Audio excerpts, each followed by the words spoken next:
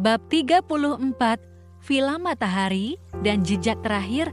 Udara dingin pegunungan membelai wajah Ayla saat mobil mereka menanjak perlahan menuju Villa Matahari, sebuah bangunan tua yang berdiri di antara pepohonan pinus, terlupakan oleh waktu namun menyimpan rahasia besar.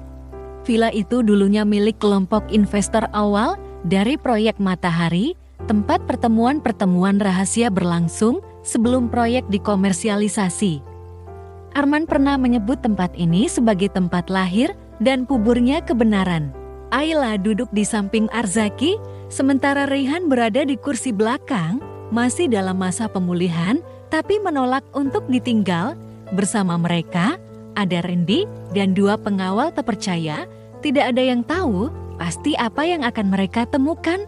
Pak, Gunawan bilang, dokumen itu disembunyikan di balik rak buku di ruang rapat utama. Ucap Ayla pelan, mungkin terdengar klise, tapi ayah selalu bilang, di tempat yang tampak biasa, tersimpan hal luar biasa. Villa Matahari berdiri megah, namun suram cat dindingnya memudar. Kaca jendela sebagian retak, dan halaman depan dipenuhi dedaunan kering. Mereka memasuki bangunan itu dengan hati-hati, menyusuri lorong panjang menuju ruang rapat yang dulunya digunakan para pendiri proyek.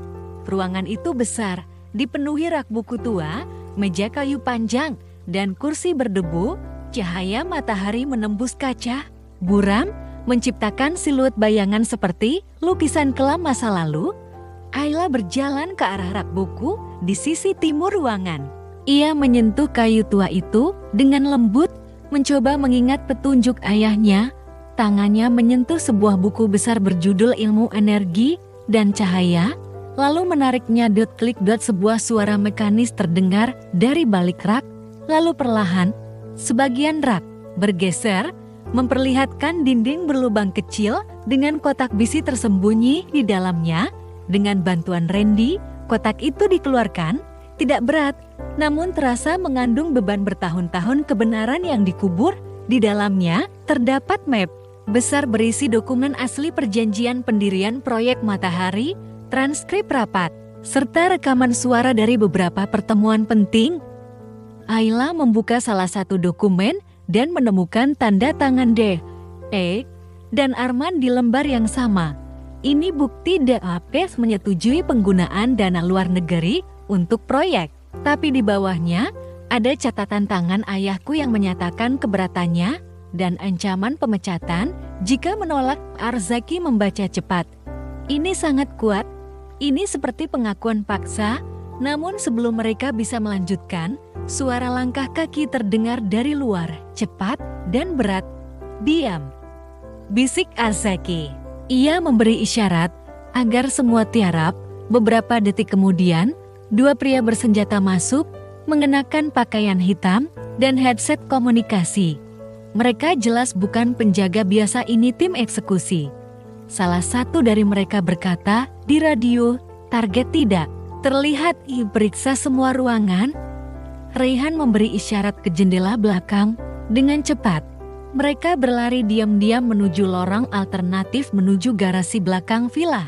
Namun tepat saat mereka melewati tangga kecil, salah satu penjaga melihat bayangan mereka. Hei, berhenti! Tembakan dilepaskan, peluru menghantam kayu tua di sekitar mereka. Mereka berlari ke arah mobil dan Randy membalas dengan pistol kecil yang ia bawa untuk perlindungan. Terjadi baku tembak singkat.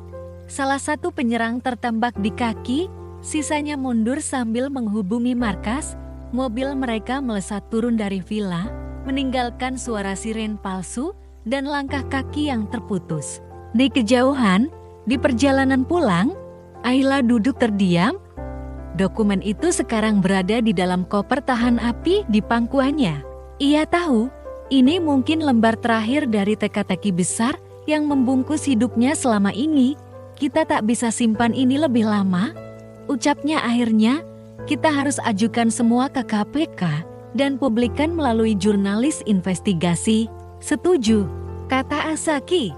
Tapi kita juga harus minta perlindungan hukum. Setelah ini, mereka pasti akan bergerak lebih dekat. Reyhan menambahkan, Aku punya teman di LSM anti korupsi.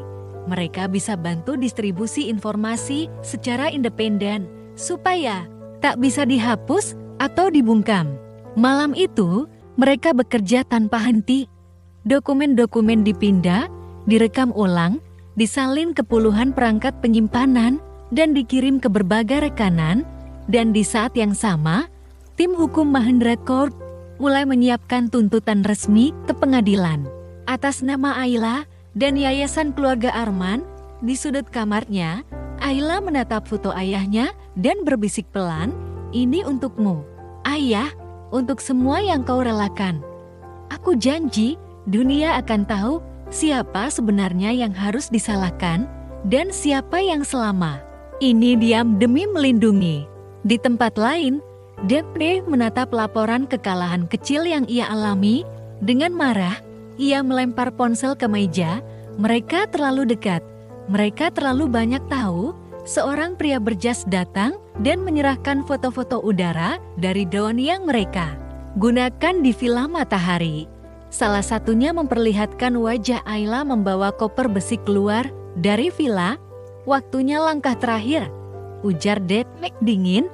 "Jika mereka tidak berhenti, kita buat mereka berhenti."